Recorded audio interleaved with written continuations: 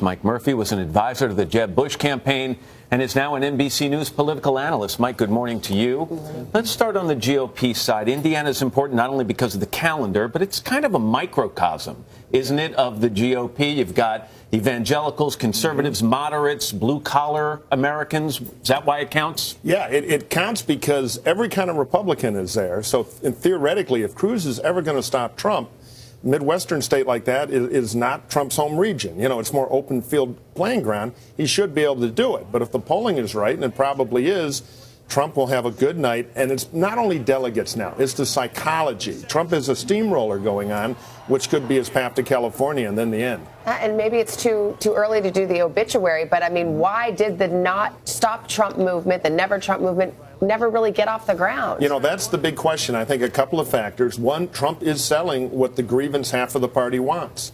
Second, the big donors, they don't like Trump, but they don't love Cruz either. So, you know, it's like, give me $3 million to switch from one kind of unpopular outcome to another.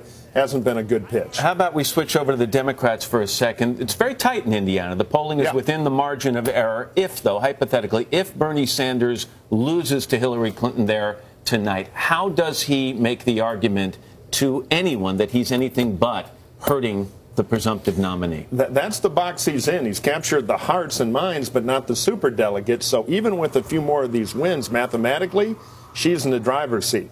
He has not, I don't believe, the power to be nominated, but he has the power to make her life hell because of his grip on millennial voters, who are very important. It's tricky for her, too, because she clearly wants to move on to the general election, and she's making those moves and hiring battleground state directors and all of that. Right. But she can't alienate Sanders or his supporters. It's like the old Russian proverb. She has to wash the bear without getting his fur wet. She has to push him aside, but she can't make an enemy out of him for the general. Using what as an olive branch for his supporters? Well, they're going to the convention to fight for something, so I think the Clinton campaign better create a fight that doesn't involve her for them.